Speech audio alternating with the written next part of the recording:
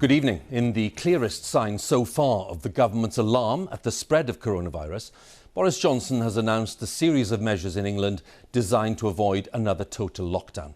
Senior health advisers warned that the period between now and the spring will be difficult and that the new rules were likely to be in place for months and not weeks. The Prime Minister outlined what he called the rule of six, part of the measures prompted by a steep rise in cases, especially among young people. So from Monday, there will be a ban on groups of more than six from meeting anywhere socially, both indoors, in homes, pubs and restaurants, but also outdoors. There are some exemptions. The rules will not apply to schools, to childcare, to workplaces or events such as weddings and funerals, and organised team sports will also be allowed. Anyone going out to eat or drink will now be legally required to provide their contact details for test and tracing. The changes, let's underline again, are for England only. The police will be enforcing them. The rules are unchanged so far in Scotland, Wales and Northern Ireland. Our political editor Laura Kuenssberg has the latest for us. Glimpses of something like normal life. But the threat of another surge of the disease has been hiding in plain sight.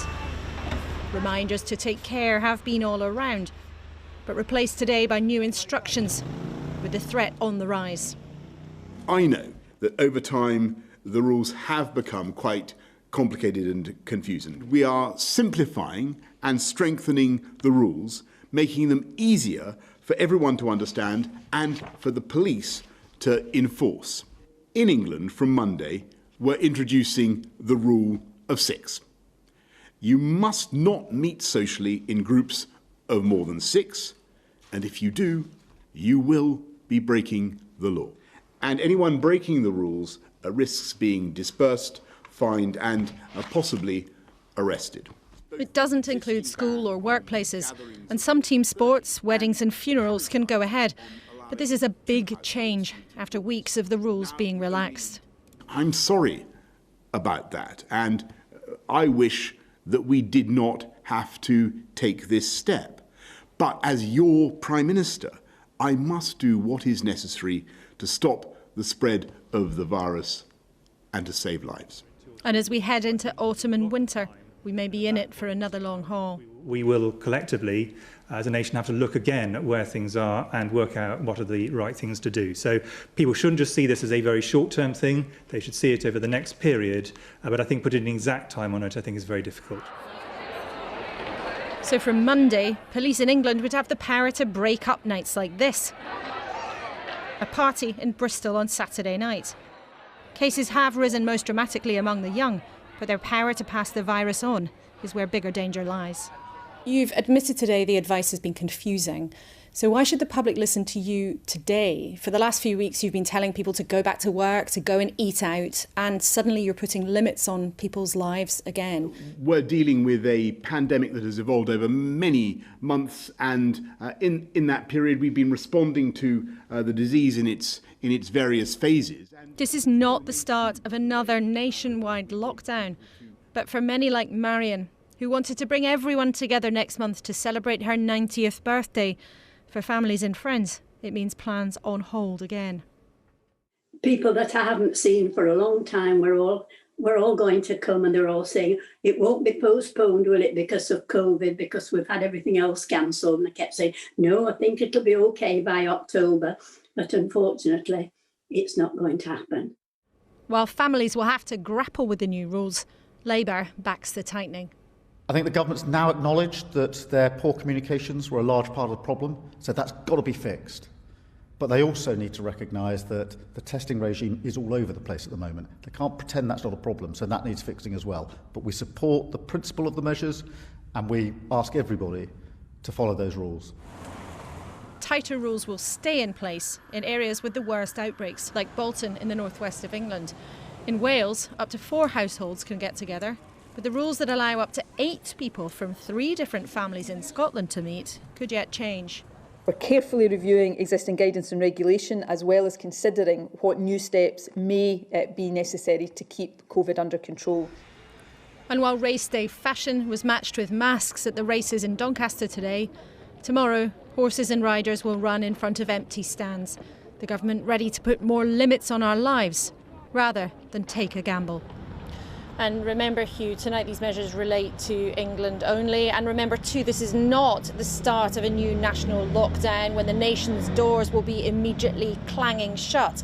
But it is clear from the government, if the steep rise in the number of cases can't be slowed down by this change, then they may well take a more radical tack. The government held out today the possibility of limiting opening hours across the country, essentially bringing in the kinds of curfew that's already in operation in local lockdowns like in Bolton right now.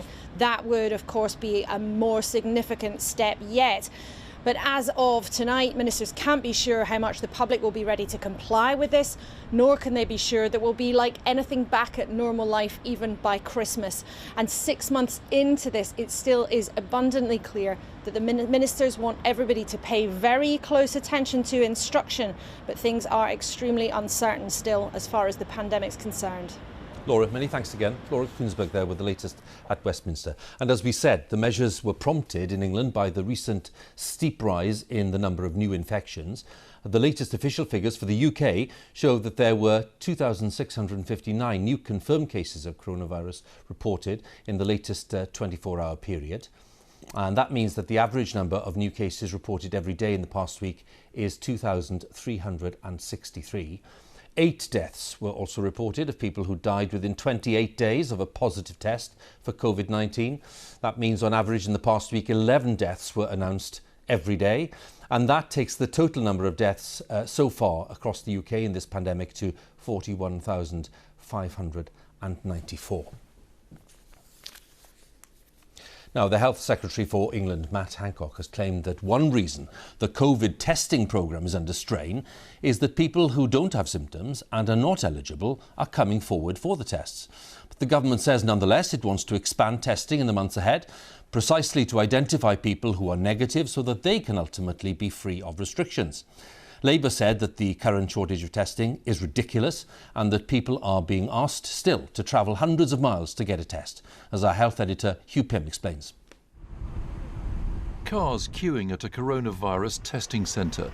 Demand for tests has risen rapidly and some are reporting problems getting bookings at sites close to their homes. The government argues that seeking a test might not always be appropriate. There have been stories of, whole schools or parts of schools being all sent to get a test. That is not acceptable. It is not an appropriate use of our testing resources. So we have record amount of testing and we need to use it on people who are symptomatic. Claire's son does have symptoms and from early this morning she tried to book him a test. At first the only ones offered were too far away and for a while nothing was available. Since about 9 o'clock this morning I have done nothing other than refresh that page, nothing. It just makes me have very, very little confidence that we are in competent hands. Or rather, it makes me completely convinced that we are in incompetent hands.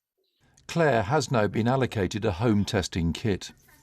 Overall UK capacity for swab tests picked up a bit in early July and then didn't move much till recently. It's now at about 250,000 a day. The number of tests processed has moved closer to that and is standing at about 175,000 a day. In the Commons, Labour's leader said the system wasn't working and ministers were to blame. This is the very point we need a functioning testing regime. But far from the world-beating system we were promised, the government can't even get the basics right. The government is lurching from crisis to crisis. The Prime Minister said the country had done more tests than any other in Europe and there would be a further massive increase. The government points out there's been a huge expansion in testing and laboratory capacity since March. It's now much easier to spot local outbreaks and also groups in the population where the virus is spreading fastest. Government figures show the biggest increase in case numbers has been among 20 to 29-year-olds. It's been a slower rise among 30 to 39-year-olds. And for those aged 70 to 79 who are less likely to leave their homes, the numbers are lower. Ministers say the goal is regular mass testing for the whole population, but that's very much a long-term aspiration. Hugh Pym, BBC News.